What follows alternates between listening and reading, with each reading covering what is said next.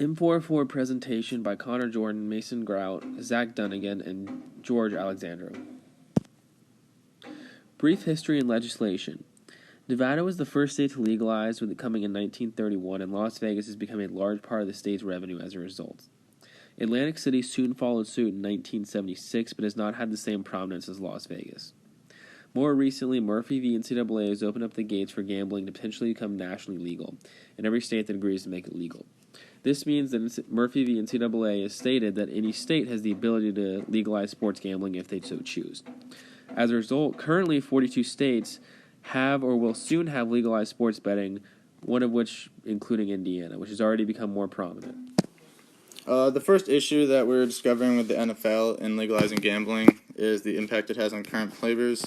Recently, Arizona Cardinals defensive back Josh Shaw has been suspended for the entirety of this season as well as next season for betting on NFL games, including his own. This can be dangerous as players have a lot of inside information that the public could really use and use well to win off of the books. And there are many ways that the players can get around this through betting through their family and friends. So the NFL definitely needs to crack down on Shaw and make an example of him to let it know that this will not happen or be tolerated within the league. The next issue that we could see arise quickly is casinos cutting into the business of the NFL. While the majority of revenue comes from TV deals, some of it comes from gate receipts, and we're seeing more and more young fans turn to just gambling as a whole instead of football. And if the NFL wants to get their cut, one recommendation would be for them to make a deal with a sportsbook like the NBA did with William Hill. And if not, they could miss out on plenty of revenue opportunities for them and the players. Another impact that could happen is increased revenues for players. While the NFL could miss out on revenue, they also will gain plenty from gambling being legalized. And the players are the ones who put their life on the line each week and each year, so they deserve a higher cut of what the NFL is making. And with the CBA expiring and a new deal expected to be soon, the players will want more than just a salary cap increase. And if they don't get what they want, they could be a holdout coming, which would be a lose-lose for all parties involved in this. The last challenge that the NFL could see is international books coming into the market. We've already started to see this pop up in Indiana, Oregon, and Rhode Island, where they could be led by mobs and other shady companies that are just trying to be behind these books without government approval, which could have negative impacts on gambling as a whole, and they could exploit the public.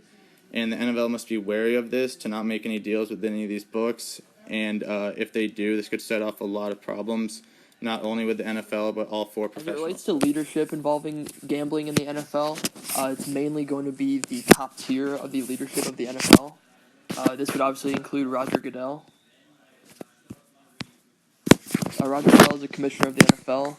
He obviously has the final say on all things regarding gambling for the NFL. While in 2017 he made it very clear that he was not in favor of gambling and the NFL correlating. He's obviously changed his stance now with the legalization and realizing what a big opportunity this could be for the NFL. He's opened up to a potential partnership. While there hasn't been any yet, there could be something just like the NBA did with William Hill. Also with the Raiders possibly moving to Las Vegas, that could be another area where the NFL uses that to promote the gambling and NFL partnership. The opportunities are there between gambling and the NFL. With 80% of all NFL teams playing within 1 hour of a casino, it could really see a big spike of, first off, like the viewership between those who are gambling on the game and those who are watching the game. It could really help the NFL in many ways. Another big part of the leadership would be DeMaurice Smith. He's the leader of the NFL Players Association. He speaks for the players and their demands for the upcoming collective bargaining agreement.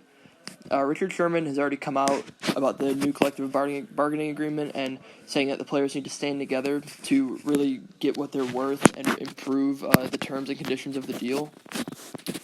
Smith must deliver for the players. As the gambling and revenues are skyrocketing, he must get the players what they deserve and what they feel would be the best deal possible for them. On the gambling side of things, there are many different companies that are being run. Two of the giant ones for the daily fantasy market include DraftKings and FanDuel. These are single-day leagues where there's plenty of prizes available. It's different than regular gambling and fantasy because they are single days where they're over very quickly, so you can get a quicker payout and know if you win or lose that day, rather than playing like more season full of fantasy games and losing over an entire season. If the NFL were to make agreements with them, it could be very positive for both parties, as it would promote more people who are currently using a different platform to go to those platforms. The partnerships could include commercials during NFL games to also increase participation. Another gambling area would be Sport Trader. They're trying to expand into international markets. If the NFL were to do that, it could improve the viewing from the international markets as well.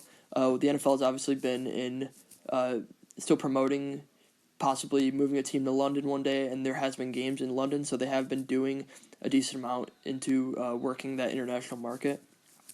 And then gambling compliance, it's a fully developed legal market that would generate over $12.4 billion in revenue. Sport analytics. Statistics and data used by teams and gambling platforms make the most accurate prediction for a sport event or player. The first team to use this data for competitive advantage were the Oakland Athletics. They used this in the early 2000s to create the concept of Moneyball, where they were able to build a team for only a third of the price of the New York Yankees. The first team created using Moneyball was able to land a 2 seed in the MLB playoffs and set a record for consecutive wins in a regular season. Impact on players. There have been gambling scandals throughout many professional sport leagues, including players, coaches, and officials. The NFL has not had as popular scandals compared to the other major sport leagues, such as Pete Rose in the MLB or the basketball scandals in the NBA during the early 2000s involving referees.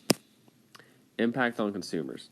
Sport gambling has increased sport fans to feel more interested in a game they would not usually care about.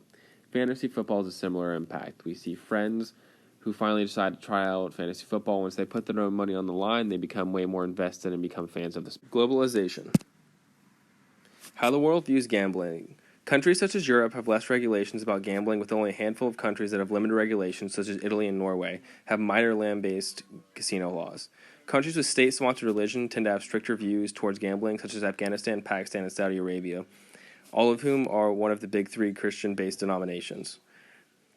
We also see countries in Asia tend to be stricter too, with everywhere in China besides Macau being banned, and Japan having strict regulations.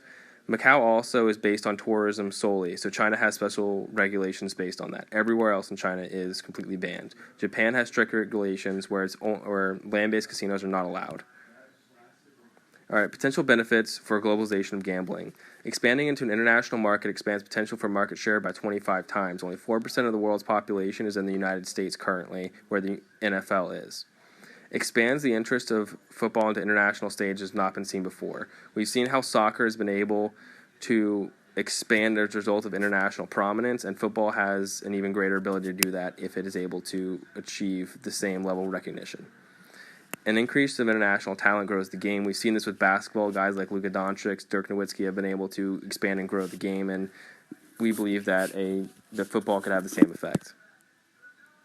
Forecast and future suggestions. Predictions. Legalization across the United States in the short term. Most countries follow suit in the long term.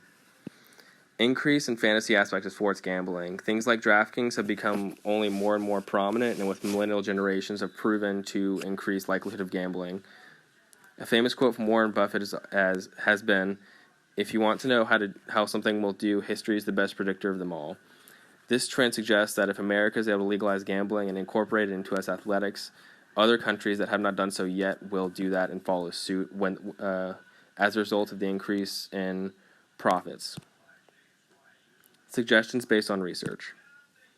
We have 3 suggestions based on research. One is currently only 4% of the population is in the United States, but culminates almost all the viewership of the NFL. As a result, expanding the global brand and knowledge of the sport is imperative. We've seen how people have talked about, who have gone to games, in London especially, have said they don't know what the heck is going on in these games, but they will go because it is fun. Expanding the knowledge of this game so people can actually know what they are watching will expand football's ability to become profitable. Expand gambling using international-based companies who could operate in countries where we already play, such as the United Kingdom. The United Kingdom hosts multiple games every year, and expanding gambling operations into there could be smoother if there's companies who have holdings in both the UK and the United States, and allow the transition to be more seamless. Increasing the stakes with fan bases that do not understand the game so as to make them more inclined to learn it. Increasing stakeholders, basic stakeholder theory. Conclusion. The NFL and gambling has many different issues that they must address. One of the biggest issues is that they must address partnering with a sportsbook. As the NBA did with William Hill, if the NFL were to do this with a sportsbook, it would be very beneficial for them.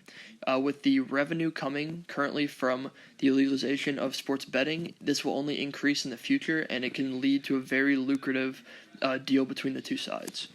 The second biggest one is that the NFL must figure out how to best monitor players from gambling. As we've seen with Josh Shaw from the Cardinals, it is prevalent in the NFL for players to place bets on games that they are involved in. So I feel like the NFL must find a better way to implement and monitor these things, because obviously players can have family members or any other people just bet for them and get it from them later. Another issue that needs to be addressed is that players may want compensation from a deal with a sportsbook. This relates to what we were talking about earlier with the collective bargaining agreement that is coming up. The players may want to get a piece of the deal with the sportsbook, and they might rightfully deserve that with how they are putting their bodies on the line, and they will want a piece of that deal. And in conclusion, legalized sports betting is very beneficial for the NFL.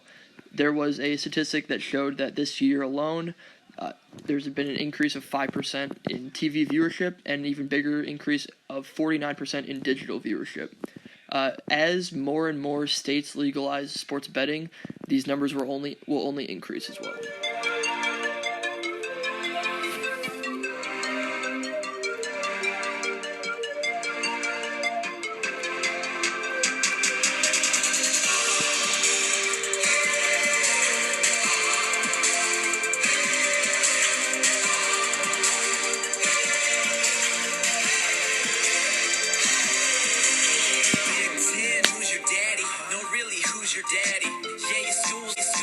Short. What? Bilbo Baggins, I know you wish you had it, but you ain't though. No, we just crossed you over, broke your ankles. The real assembly hall, no